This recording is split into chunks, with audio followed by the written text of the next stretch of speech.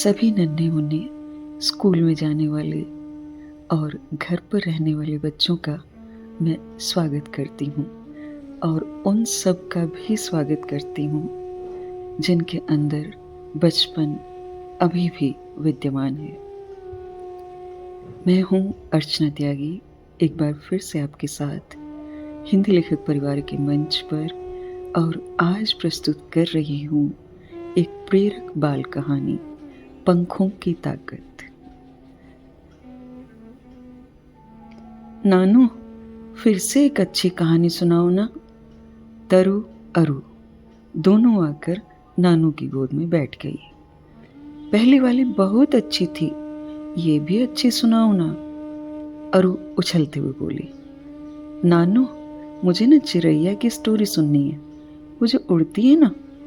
अरु ने आकाश की ओर उंगली उठाकर कहा। नानू आज पार्क में बेंच पर बैठे थे। तरु अरु वहीं पर आ गई थी। स्टोरी की बात सुनकर पार्क में खेलने वाले और भी बच्चे उनकी बेंच के पास वाली बेंच पर आकर बैठ गए।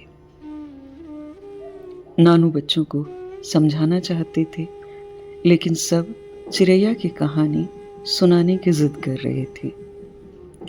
नानू ने कहना शुरू किया। बच्चों, एक बार जंगल में आग लग गई, भयानक आग। सभी जंगली जानवर जंगल छोड़कर भाग गए। जिसे जहां भी ठिकाना मिला वो वहीं पर चला गया। सबके घोंसले जलकर राख हो गए। घोंसले बनाने वाले पेड़ भी धू धू कर जल रहे थे। भारी मन से सभी पशु पक्षी जंगल से दूर भाग रहे थे। सब तरफ बस आग की लपटें ही दिखाई देती थी। आग बुझाने वाला कोई नहीं था। जंगल शहर से बहुत दूर था। उस जंगल से थोड़ी ही दूरी पर एक तालाब था, लेकिन पानी लाकर आग बुझाने वाला कोई नहीं था। परंतु एक चिड़िया जंगल छोड़कर नहीं गई। उसको डर नहीं लगा? तरु ने तुरंत सवाल किया।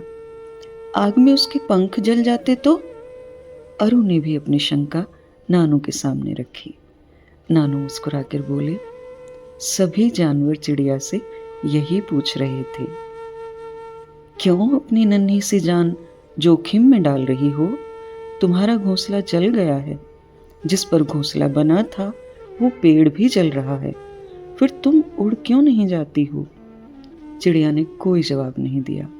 बस उड़कर जाती, तालाब में नहाती और धू धू कर जलते हुए जंगल के ऊपर से उड़कर अपने पंखों को झटक देती।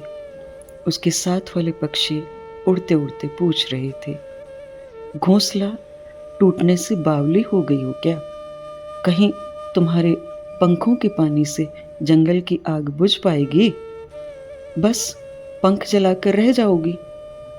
चिड़िया फिर भी बिना रुके अपना काम करती जा रही थी। तालाब में पंखों को भिगोती और पानी आग पर झटक देती। यही काम बहुत देर तक चलता रहा। सभी जानवर जंगल छोड़कर चले गए। पक्षी भी उड़ गए, परंतु चिड़िया कहीं नहीं गई। बहुत देर बाद फायर ब्रिगेड वाले आ गए। फिर भी चिड़िया अपना काम निरंतर करती रही।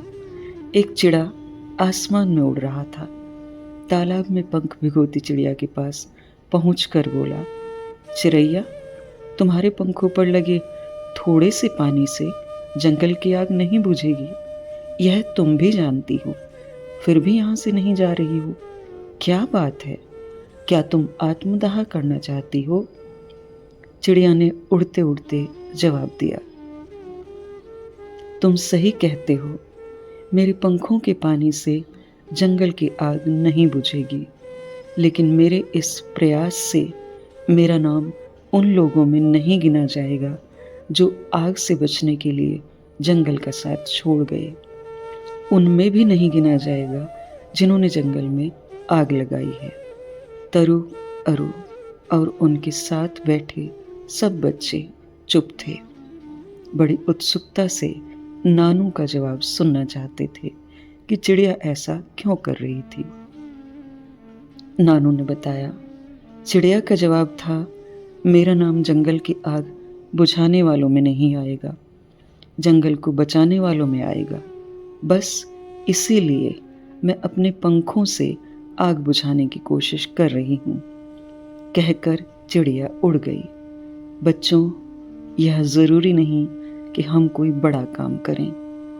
महत्वपूर्ण यह है कि उपयोगी काम करें, जो सबके हित में हो और सभी को प्रेरणा दे सके।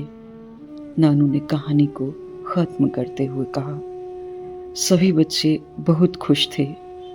अगली कहानी सुनने का वादा करके सब अपने अपने घर चले गए। तो यह थी चिड़ैया की कहानी, पंखों की ताकत। मैं अर्चना त्यागी आज आपसे विदा लेती हूँ। फिर एक रोचक कहानी के साथ उपस्थित हो जाऊंगी हिंदी लेखक परिवार के मंच पर। यह कहानी अगर आपको पसंद आती है तो लाइक करें, कमेंट करें और दूसरे बच्चों के साथ शेयर भी अवश्य करें। धन्यवाद। अगर आपको रचना पसंद आती है तो लाइक और कमेंट्स ज़रूर करें और शेयर कीजिए।